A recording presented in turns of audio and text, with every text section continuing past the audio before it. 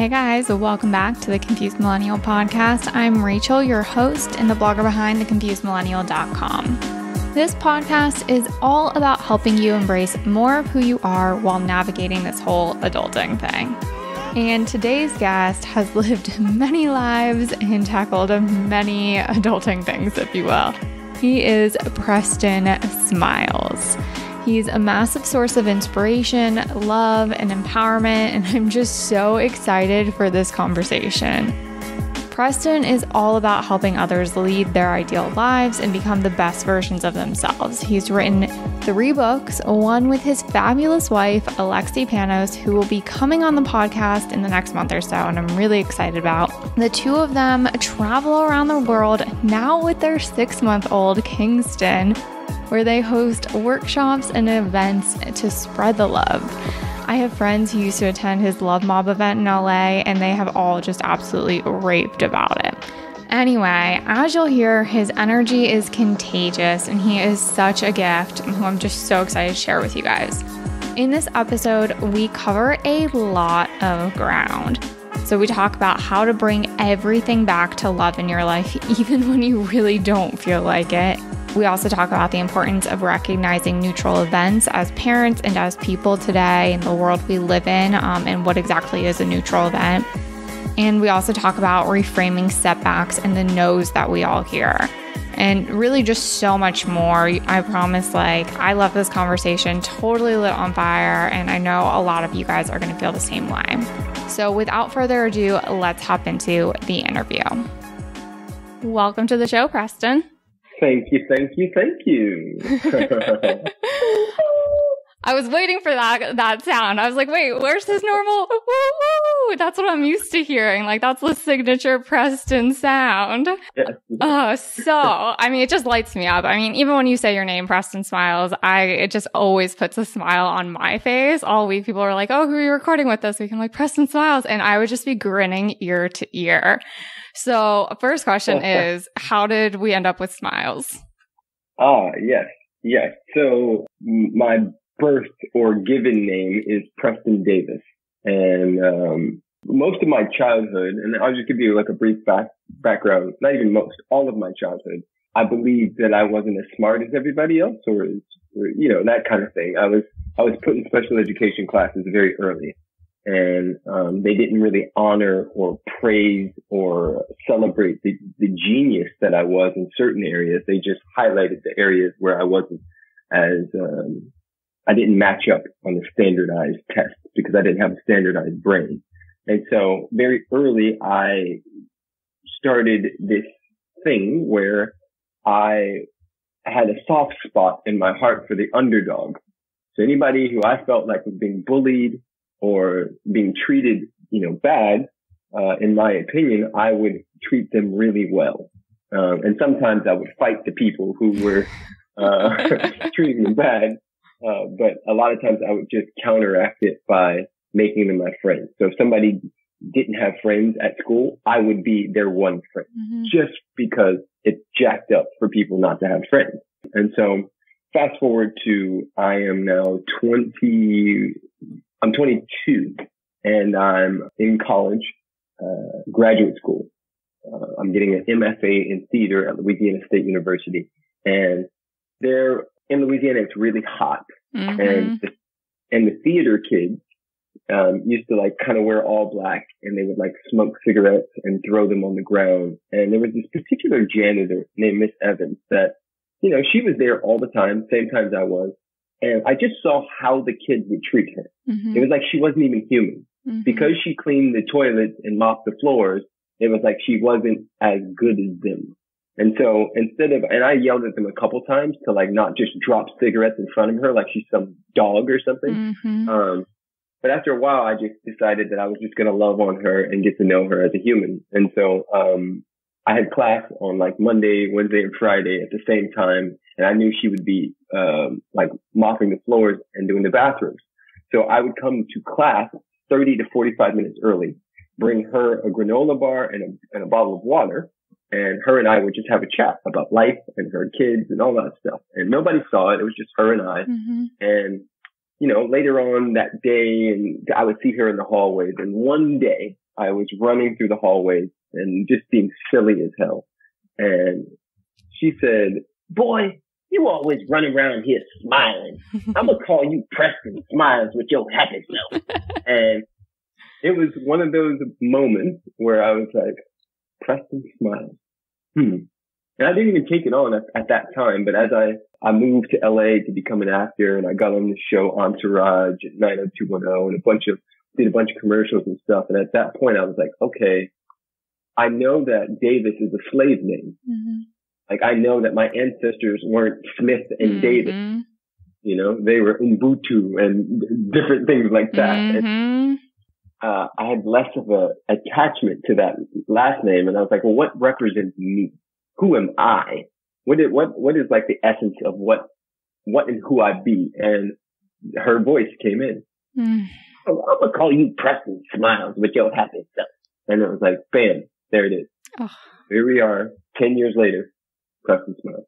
I got chills, Well, first of all, I like that you said you didn't have a standardized brain. That I think that's like such a beautiful way of saying it, because you have lived so many lives and overcome so many different things and really just kind of taken these different things. And the fact that you even had the ability to look at somebody that's a janitor who people are making their lives a living hell and be like, no, this is a real person. I'm going to look at them. I'm going to see them. I'm going to get to know them. Too often I think today we're sheep. And I think that's why so many of us millennials are struggling today, because we don't want to be sheep, but there's so many choices that we don't know where to start. And so I like that you were going with your internal intuition for all of this, even in your early 20s that's when I feel like so many people end up getting really, really lost still. Oh, for sure. For sure they do. So you're all about love. Like, for you, everything comes back to love. Where would you say that really started for you? Because I try to practice that. I do practice that. I'm going to rephrase what I just said. I do practice that, but on some days it's really fucking hard. I'm not gonna lie. I was walking the other day and I was like, I just want to be mean to somebody. I don't know why, but I just feel like that would feel really good right now. I know I'd hate myself after, but how do you stay in that place? How did you come to that place? Tell me everything. Yeah. The short story of it is, when I was, 15, one of my really good friends, asked me to come and hang out and do these things that we used to do called runouts, where we would walk into a liquor store and then run out with all the alcohol we could. And this was the first time I really understood intuition. And so some part of me just in my gut said, don't go. And I didn't. And because, him and I used to fight over the front seat. You guys ever do that? The shotgun? Oh, yeah. Especially at 15, especially in those situations. So because I didn't go, he got the front seat. And that night, after we hung up the phone, within an hour, every single person in that blue Astro van that I was in the night before that, and the night before that, and the night before that, every one of them was shot. And my best friend, Scott, was shot in the head and died because he was in the front seat. And so that really jacked me up. Because at 15, I didn't really know how to process that, because, if you grew up in a Western culture like myself, I know girls are suppressed and have certain standards. Men do too. Boys do too. And one of them is that big boys don't cry.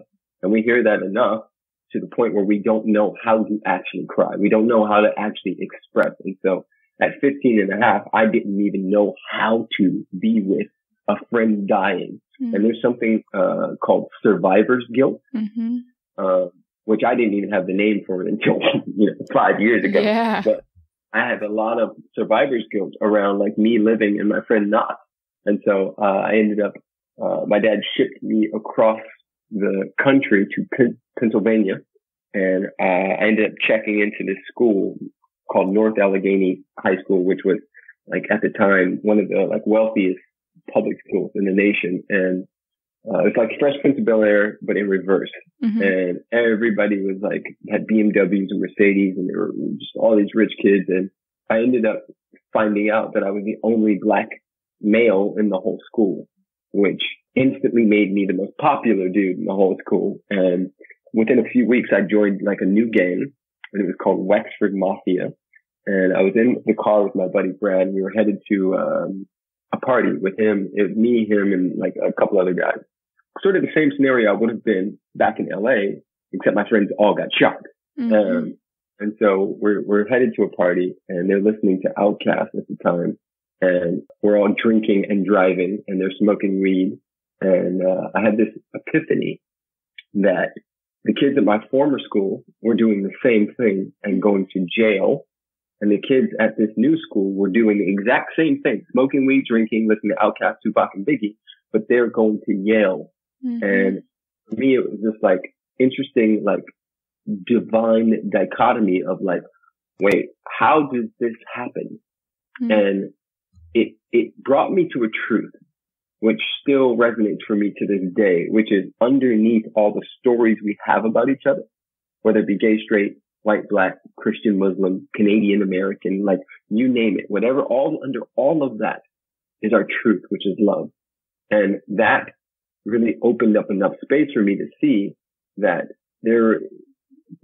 environmental psychology has a big part, right? Because it's very difficult to rise to low expectations. So our whole society has set it up as to where men or boys who look like me receive certain treatment based on how the movies are set up, based on what color we've made Jesus, based on what color we've made Santa Claus, based on all of these things. We have familiarity bias. We have all kinds of crazy, intricate stuff that most of us wouldn't know on the surface unless we had to deal with it. Mm. You know, if you happen to just come out of a vagina and you were purple, then you would see like, holy shit, you get treated differently when you're purple. Mm. But if you happen to be the same color as the majority of the people who own everything and control everything, then it's a little trickier to see that things aren't as equal as they appear to be. Mm-hmm. And so that opened up a space for me to see.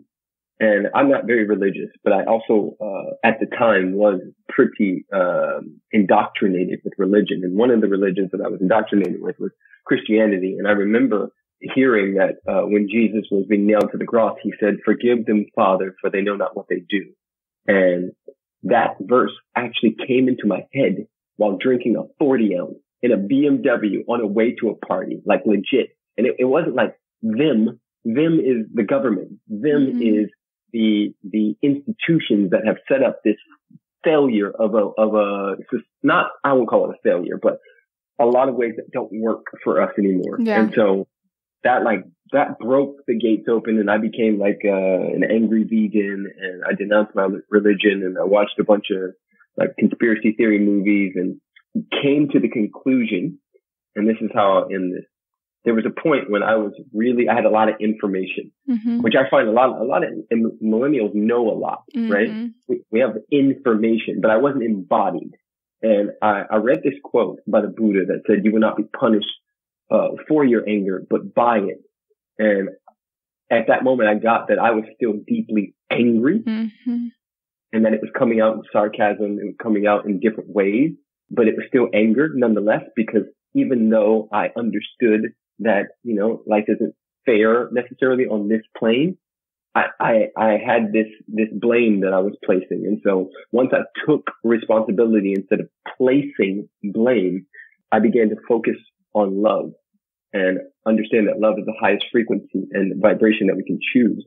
And when we do that, when we amplify our love, we automatically amplify our lives. And that changed everything. I mean,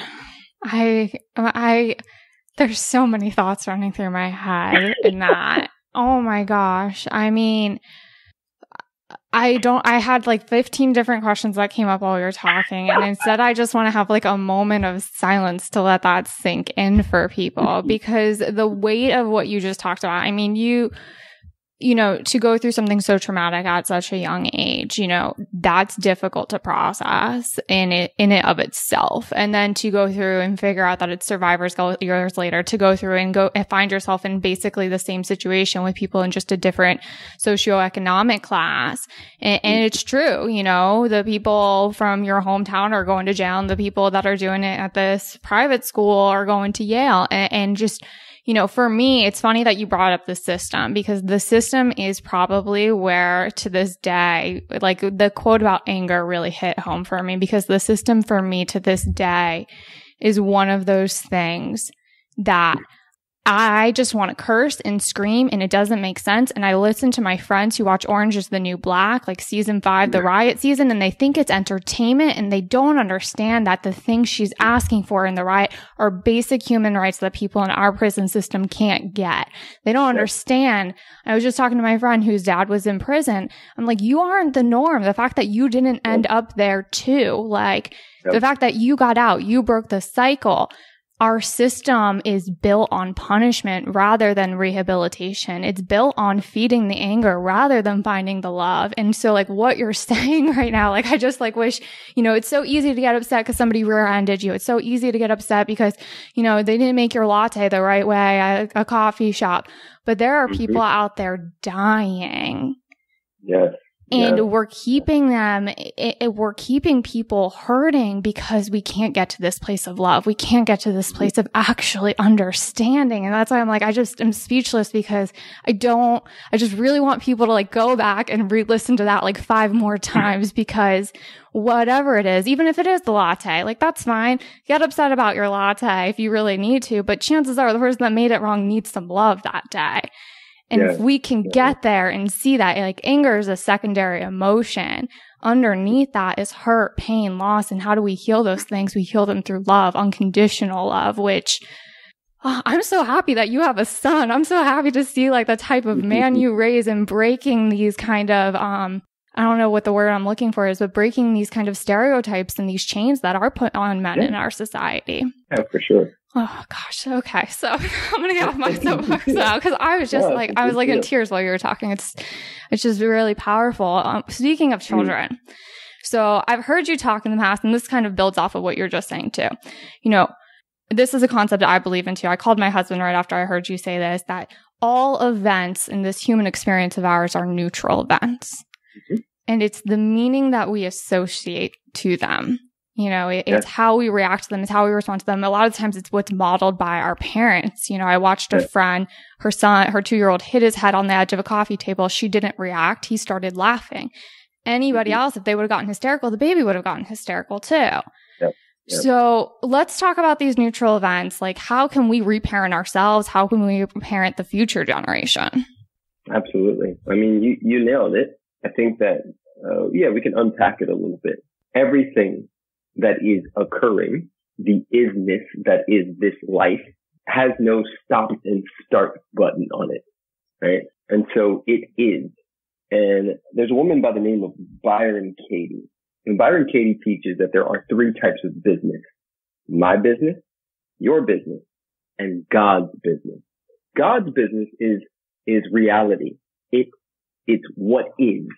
Now, how we perceive what is determines how we experience the next moment. And if we attempt to, or if we unconsciously, meaning default, meaning autopilot, meaning take from what our parents' thinking was. Right now, I'm going to go on a side tangent. There's something called epigenetics. Epigenetics basically means that we can beat our genetics. A lot of times in science back in the day, they would say, well, you got cancer because your dad got cancer, et cetera, et cetera. And what we've now found out is that the reason why people are getting similar diseases is because they eat the same, stress the same, talk the same, react the same. And so they get the same dis-eases in the body. Now, yes, we have, some of us may be, we may carry a gene that says it's possible. It doesn't mean it has to happen, right? But we can do things to activate it and make sure it happens unconsciously. Now, back to business and isness and what we choose to, or how we choose to speak about our lives. I think it was Einstein that said one of the most important questions one could ever ask themselves is, do we live in a friendly world?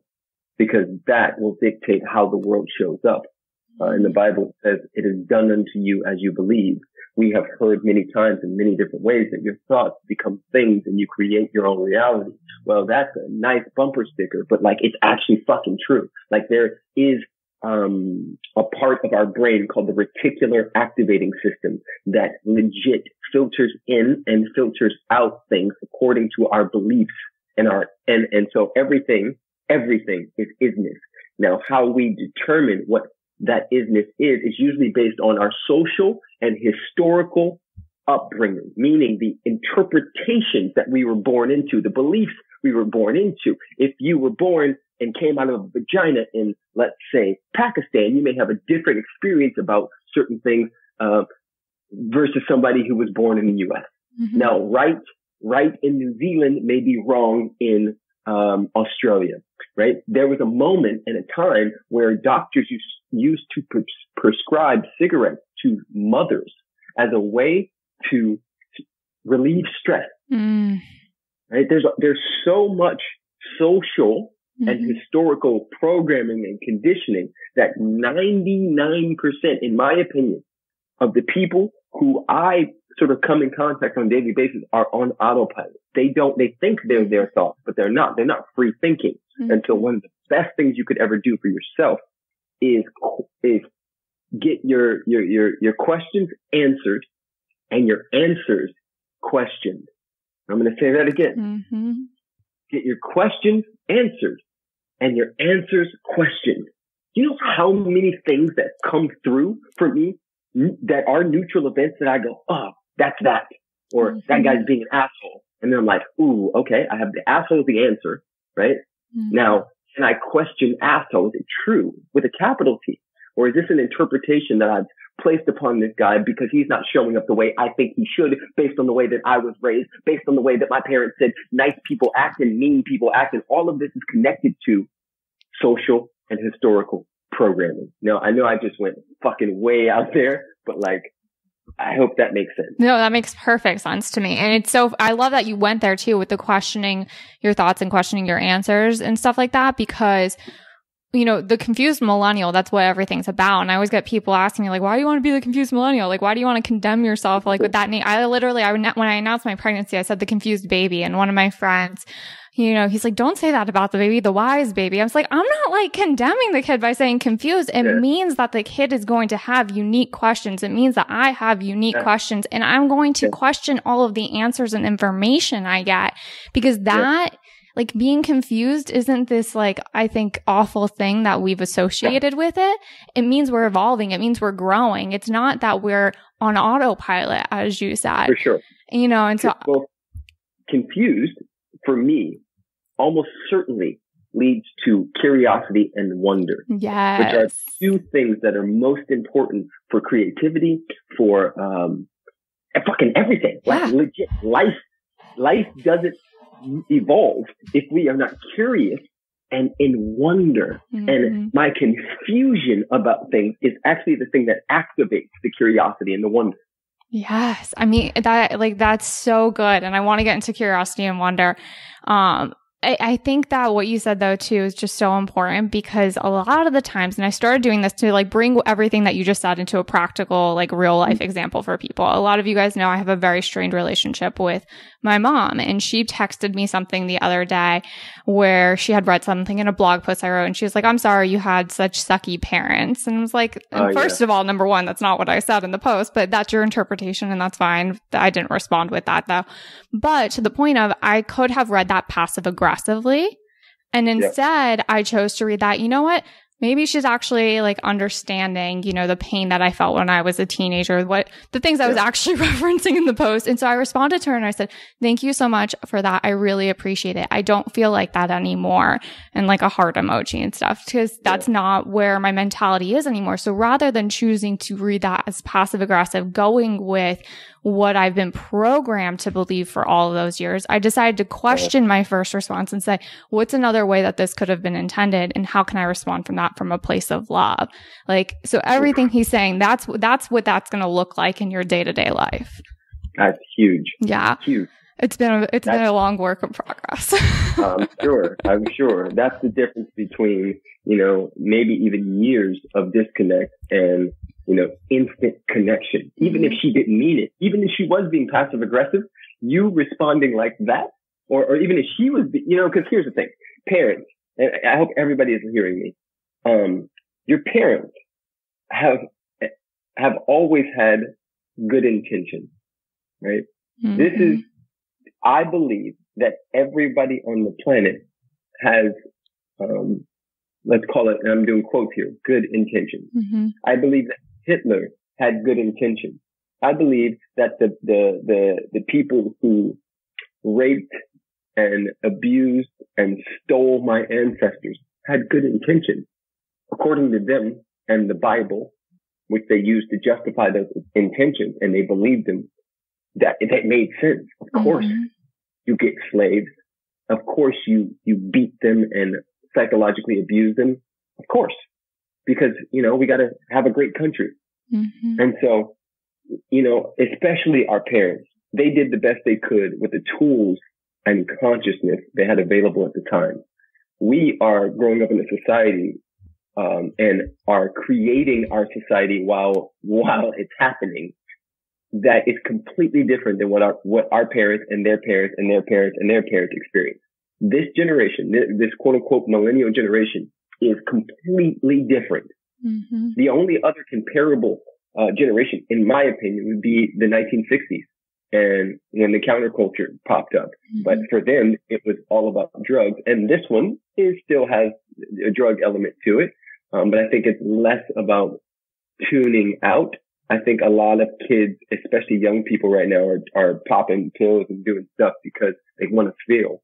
They've watched their parents be so disconnected and make it about work and checking off boxes that they don't know how to feel anymore. They spend so much time behind screens and video games and jacking off to porn that they've lost what it means to feel. And so they go pop Molly and do these other things so they can feel human. And so, this is, in the Course in Miracles, they say all attack is a cry for help. And even attack on oneself is a cry for help. That's so true. No, and that's so true. And I that attack on oneself is a cry for help, because I don't think we realize how much we're attacking ourselves on a daily basis. Mm-hmm. Liking that photo that just made you feel like shit on Instagram is an attack on yourself. It doesn't necessarily mean drinking an entire handle of vodka and doing all these other things that might come to our mind first and foremost when we think of attacking ourselves. But anytime that you're not filling yourself up with love and nourishment and things like that, those are attacks on yourself. That's trauma. That's abuse that you're doing and perpetuating that cycle. I mean, I just, that it's just so powerful. It's so true. And if you want to change the relationship that you have with the world, your family, others, you have to change the relationship with yourself, because at the end of the day, you can't change anybody but yourself and how you're responding to all of these things. 100%. So let's go back to curiosity and wonder, because you and your wife, you guys actually play, and this is something I absolutely love. This is something my husband and I have talked about on this podcast before. What are your go-to play? What do you guys do for fun, and why? Why do you do it? Why do you make time for it? Because you schedule it into your day. I do every single day. For me, it's let me think about a practice or a good metaphor that would support understanding this. Okay. So, let's assume that humans are like a giant bathtub filled with water, and the spout of water is pouring into that bathtub, but the bathtub is sort of overflowing. And what the content of the bathtub is, let's say, repressed emotions. It is, trauma memories. It is stuff that is stored in our body. It is just all kinds of not great stuff. Well, when we choose consciously to play, which is one of the highest vibrations, to get into excitement, enthusiasm, it literally opens up a portal for creativity and, usually takes us into our joy, and our joy is basically our love. And when we're vibrating from love, something happens to the cells of our body. Something happens to how we approach the rest of our day, or maybe the next 30 minutes or whatever it is. And so it's highly important for me. And the reason why I schedule it into my life is because I know that I'm a better human when I am doing what is most natural to me, which is things that are handwritten on my soul. Mm-hmm. Right. I believe that we all came here with not just one purpose, but many of them. And whatever is exciting for you, like I say, if you're into Pink Elephant and that really turns you on, legit, I'm in Toronto. 2 hours ago, I was in a coffee shop called The Sidekick. And The Sidekick is actually a comic book / coffee shop. Mm-hmm. And all these like super nerdy people come in. They're like, "Oh, did you get the new Avengers?" And I'm hearing them talking. And I'm like, this is amazing because they're doing what makes their heart smile. Mm-hmm. Now, do I give any fucks about comic books? None at all. Right. But like for them, this is a part of their play. This creates joy in their lives. And so the more we do that, the more we clear space in that, bathtub. And we pull the plug on it. And so now some of the water gets to drain out and there's space, right? And space means possibility, and possibility is, we can do anything with that. Oh, I love that, because I think too often we do get stuck in the heaviness of the things that were passed down to us, the things that society told us that this is what we're supposed to care about. We're supposed to be anxious. We're supposed to worry about this. And we forget, that we can actually change our own vibration. We can raise that up. And, you were talking earlier about how like the janitor's voice came back to you like all those years later, Preston Smiles. And it's like those moments where you're being guided. And I know, especially with blogging, being an entrepreneur, you sometimes find yourself like chasing, and it's like, where are all those like really good out of the blue thoughts that I need that like change the course of my path? And I really do believe those come from finding the time to play and to cultivate our own excitement. I think 100%. Especially because we've been talking about kids, too often I see a lot of people get really excited to have a kid, a grandkid, somebody coming into the family because they want to feed off their joy rather than creating their own. And I don't know when this started that adults can't play and create their own joy, but like, I just wish we could smash that. Yeah, no, that is so true. And that's one of the gifts of children, is that they remind us of curiosity and wonder and joy and play. And one of the most important things that kids teach us is how to let go of shit. Mm-hmm. Kids will be crying. My baby, Kingston, will be crying in 1 second, and 1 millisecond later, he'll be giggling at the same time. I'm like, bro, you were just crying. You have a tear in your eye, and now you're laughing really hard. Like, how did that happen? Because that's what we're designed for. That's what our brains can actually do. It's somewhere along the way we forget it. And that's why I love that you say I don't have a standardized brain, because you don't, because you're not on autopilot, that you can recognize how quickly we can shift and change our reality, our perspective, by just acknowledging like these different things are happening and I'm going to let it go right now, or I'm going to just witness this happening, or I'm going to feel excited and switch this. For sure. So, for sure. Right now, like up to this point, we've been talking about like all of these just, I don't know if you want to call it like Oprah-y moments, if you will. Like you're an actor, you're you've written a few books, or 2 books or 3 books? 2 books myself, because my wife and I co-authored one. The third. One by myself. Yeah. And so, you've accomplished all these different things. But I heard you say once, like, nobody sees all of the no's that Oprah got before the yes. And like, you've gone through difficult times. We've talked a little bit about those, but what were some of your no's and how did you keep going? Cause, you're so evolved. It's not always like that. No, definitely not. Definitely not. Even freaking, I'm 38. I just turned 38 this month. Happy birthday. Thank you. And I can just think back to being 30 and like, I thought I knew everything. I thought I was so wise, and I look at that dude now and I'm like, wow. And I'm sure that the 48-year-old would be like a beast, right? Because I choose to get younger with time. And I don't mean like how I look. I mean how I feel. I'll say this. I started doing YouTube just because I wanted to give a gift away. I was still an actor. I was still pursuing that career, and I was just doing YouTube because it was on my heart to give. And out of that, and what some of the people don't know is I had a heart condition come up. I had fungus on my heart, and I had something else come up, and I didn't want to die. I was 25 years old. I didn't want to die. You can mess with everything but the heart. The heart goes away, you're done. And so at 25 years old, I'm like battling my way back from this like heart thing. And I realized that there was a lot that most people didn't know. And, you know, I do believe that knowledge is potential power, right? But we got to because awareness comes before choice. So for me, awareness, choice, action, awareness, choice, action, right? But most people don't even have the awareness. Therefore, they don't have the choice. Therefore, they're not even playing in the action of shifting their vibration and how they see and experience themselves. So for me, I started to give that gift just because. And later on, freaking 8-9 years later, it turned into a career. It wasn't something I was trying to do. Now, there was a point, and a lot of people want to just start and they want like everything to happen. And I want to point this out to a lot of you guys. You say you want it. That's what your mouth and your ego say. The reality is you're not actually ready in any sense of the word for what you say you want. Right?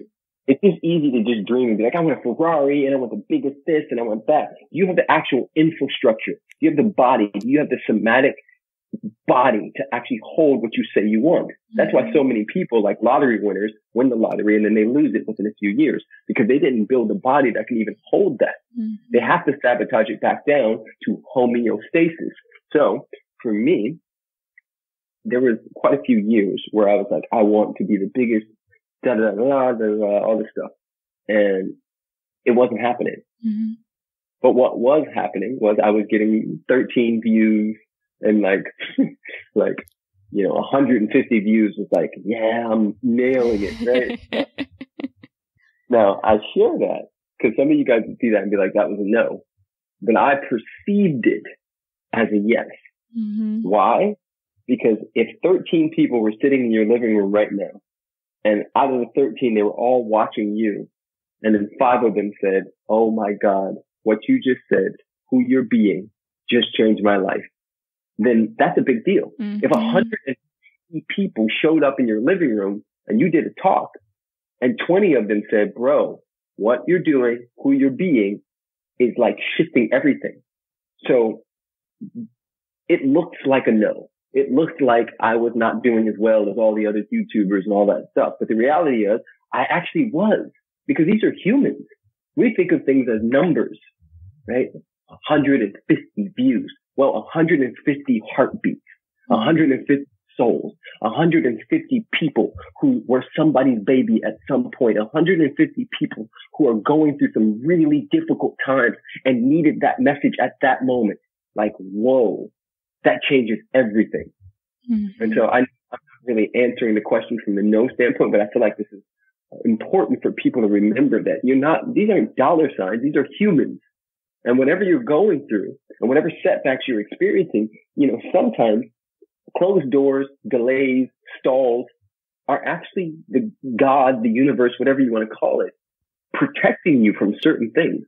There was stuff I wanted to do that didn't work out that ended up being like, wow, my life would have been completely different if that happened. You know, I think about a number of people who missed their flight for 9/11. Like they didn't, or the people who were in the World Trade Center who left to go get food down the street from that exact floor that the plane hit. Like, think about them. They could have said that, oh, my boss sent me out to get coffee. I'm not good as everybody else. And they go get the damn coffee and everybody dies. Yeah. You know? So I think a lot of us need to re-look at what we are deeming no's. Yes, it takes work. Yes, if you're in it just for quote unquote recognition and significance, you're fucked. Because then they have your power, not you. The reason why I have my power is because this is an inside out game. I'm joy filled just because, not because people like me, not because I have X, Y, and Z, but because I am alive. Mm-hmm. I am human. I am that I am. When I'm I like real talk, and I'm not like this all the time, but a lot of the time I am. Basically like 70-30. Mm-hmm. 70% of my life, I am walking around in my power going, yes. Mm-hmm. Right? That's to me, that's the game. I love that you just gave that 70-30 breakdown, because like earlier, like the thought, I had a question running through my head where it was like, do you ever struggle with imposter syndrome? And I was like, oh, whatever. Like, I mean, I think we all kind of do, like, obviously to a certain extent, but that 70-30 breakdown, I think explains where, like, for me personally, like when I hear you say that, I was like, yeah, that's where my kind of imposter syndrome comes from, because I do feel like 70% of the time I am exactly what you guys see online. But then there's that 30% where I'm the other day walking around saying, I would really love to just be mean to somebody right now. And I know it wouldn't feel good, but like, it just, this sounds like it would be really fun, even though I'm not going to do it. But like, then it's like, oh, well, now I'm thinking these thoughts, and now how am I supposed to go talk about love and stuff like that when I had that thought? And instead of choosing to beat myself up over it, it's just having the awareness to laugh at it and move on from it. So I love that you gave like that 70-30 breakdown and reframing the knowns, because too often I think that we get stuck on this didn't go my way, this didn't go my way. Like I just lost a book deal last week. And, you know, when it happened, like somebody said, oh my God, I'm so sorry that happened. I was like, honestly, I'm really okay. Like it just wasn't the book that I was supposed to write right now. Like that's what's supposed to happen. Like it's clearing space for other things in my life to happen. And instead of choosing to let that sink on me, weigh on me, instead of saying, oh, it's only 13 people, reframing it and celebrating it, because that means that there's other things coming your way. I love that. For sure. So let's first of all, let's get into a couple rapid fire questions and then tell everyone where they can find you. So number one, favorite book. So I'm going to say three of them. One, Conversations with God, the whole damn series. It's freaking amazing. Two, Love Louder by Preston Smiles. Amplify your love, amplify your life. Three, The Great Work of Your Life. This is a new one and it's blowing me away. I don't have my phone here, but it's ridiculous. So those three for sure. Awesome. I'll include those in the show notes for you guys too. Number two, what's your top three favorite ways to play? Video games, outdoors, what does that look like for you? Surfing, nature, anything in nature, the desert, jumping off of rocks, just like anything where I'm in nature, for sure. And really the number one is just waking up next to my son and watching his amazing smile every morning and him giggle and just be alive. It's just mind blowing. Well, I was just going to ask you for the third one, how do you keep your tank full every day? It's the same thing. I drink, juices, smoothies. I go on a walk with my son every day. I give my gift in some way every single day.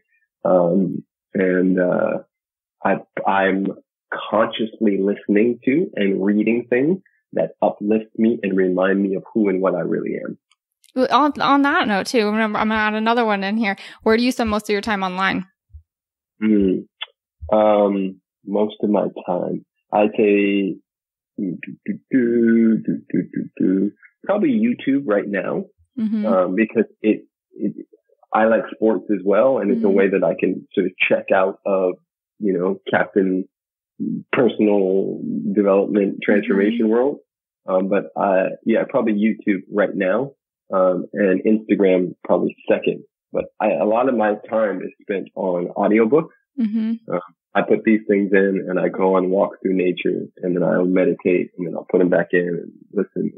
Yeah, it's a game changer. You know what I like about what you just said? Because with YouTube and audiobooks, you're choosing the content you're consuming. Whereas I feel like with Instagram, it's an algorithm saying this is what you should be consuming. And that right there goes back to the non-standardized brain and taking control of everything. Love that. Sure. So tell everyone where they can find you. You can find me at PrestonSmiles.com or at Preston Smiles on basically anything, Instagram, YouTube, Facebook, Twitter, whatever it is. And, if you guys, want to be a part of the tribe, I mean, I I'm pretty much an open book, and I love, anybody who's a part of your tribe is part of my tribe, period. Love it. Thank you so much for taking the time and sharing all of everything with us. For sure. Nothing but love.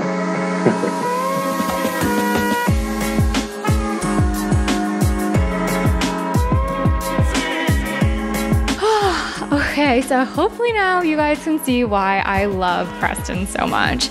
And I'm sure you guys totally get it. His YouTube videos are beyond inspirational, and I love when they pop up on my feed. So if you enjoyed this episode, as always, make sure you're subscribed to the podcast so you never miss a future one. And if you enjoyed this episode, I'd love it if you could show your love by either dropping 5 stars in the rating, leaving a review, or sharing it with your friends. If you share it on Insta stories, make sure you tag me at The Confused Millennial and Preston at Preston Smiles so we can see it, possibly share it ourselves, and connect with you guys. So until next week, thank you for listening. Have a great one.